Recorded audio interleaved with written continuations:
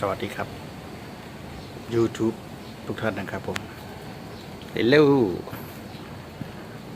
นั่นครับมืดคลึ้มมาเชียวมันมาอีกแล้ว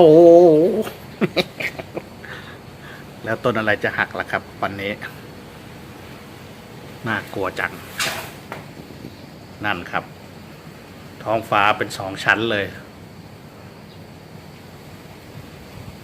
ยังกะจะเกิดพายุงวงช้าง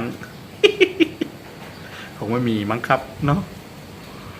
ที่เอเชียเราไม่มีหรอกไม่ใช่ที่ต่างประเทศจะได้มีพายุงวงช้างไอสรอดแดดตัวเองนะครับมันมาแล้วงับเขียวมาเชียวลงสักทีทีโว้ย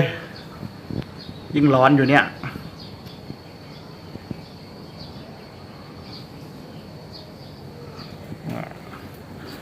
มันมาอีกแล้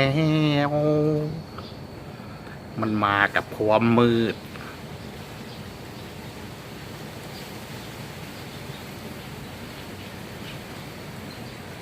ขอให้ฝนตกอย่างเดียวเถอะจำคุณ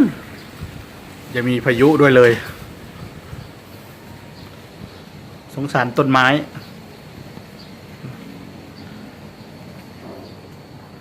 นี่ก็หักไปแล้ว2 ต้นนะครับผมต้นมะยอมาล่าสุดนี่ก็อะไรต้นกระท้อนหักไปเลยครับครึ่งดึงโอ้ยอะไรจะขนาดไหนนั่นไงครับมาอีกแล้วครับพี่น้องโอ้โหน่ากลัวสงสัยจะลงหนักดูก้อนเมฆสิครับเขียวเชียวน่ากลัวมากเนี่ยถ่ายจากระเบียงห้องผมนะครับผม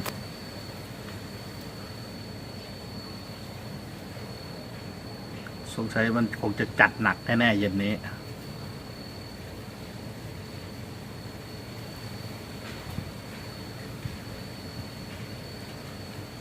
โอ้พระเจ้า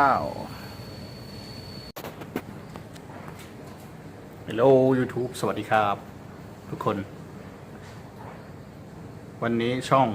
พยากรณ์อากาศ Dragon and Tiger นะครับผมจะมาพยากรณ์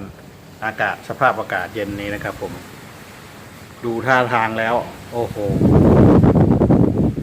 ถ้าจะมีฝนตกหนักมากแล้วก็มีลมพัดแรงมากถึงเล็กน้อย เล็กน้อยถึงปานกลางนะครับผมคือจะมีมาเก็บตกพร้อมครับผมเก็บกินครับเพื่อทำยาเย็น มิหน้าแหละมึงถึงได้ร้อนได้อ้าวนักวันนี้โคตรร้อนเลยครับผมทั้งร้อนทั้งอ้าวเพราะว่าท่านจะมานี่เองท่านพายุจะมานี่เองนะครับผม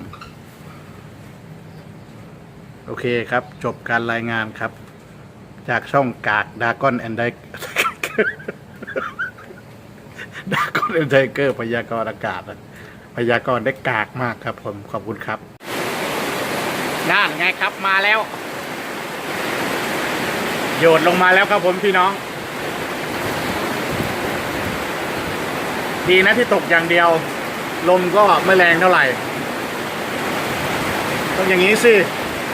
ถ้าลมแรงโอ้โหผมไปอีกแน่ต้นไม้ที่บ้านผมนะครับมันลงมาแล้ว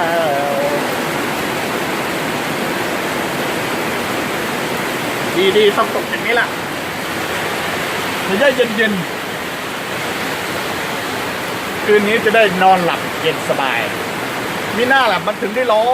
นตับแตกร้อนตับแลบเลยตอนสายวันนี้ร้อนทั้งวันเลยผมอ้าวมากครับผมพายุจะเข้านี่เอง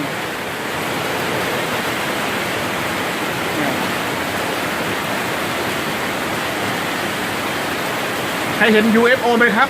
เห็นไหมครับนั่น UFO ผมล้อเล่นครับ